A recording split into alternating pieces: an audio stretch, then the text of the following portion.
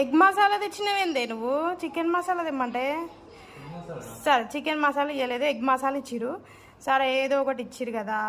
దీని పైనుంచి చూస్తేనే గబ్బు గబ్బు ఉంది.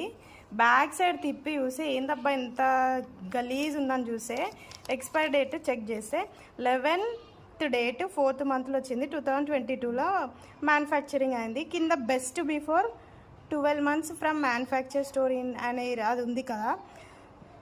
అసలు కొంచెమన్నా సిగ్గుందా షాపులకి? 2022 స్టాక్ ఇంకా 2025 వరకు ఉంచుకురు.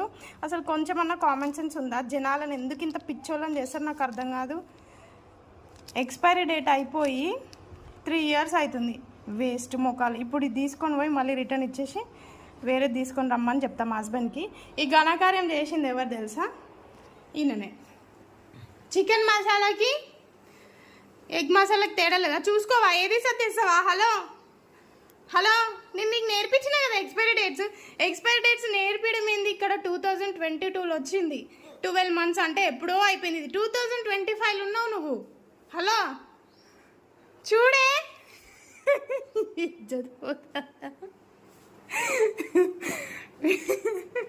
చూడు, ఇది ఆఫర్స్ ఇచ్చేసాపో. 5 rupees అంటే పైసలు కావా? చెట్లకి ఏమన్నా రాళ్ళు కాస్తున్నాయా?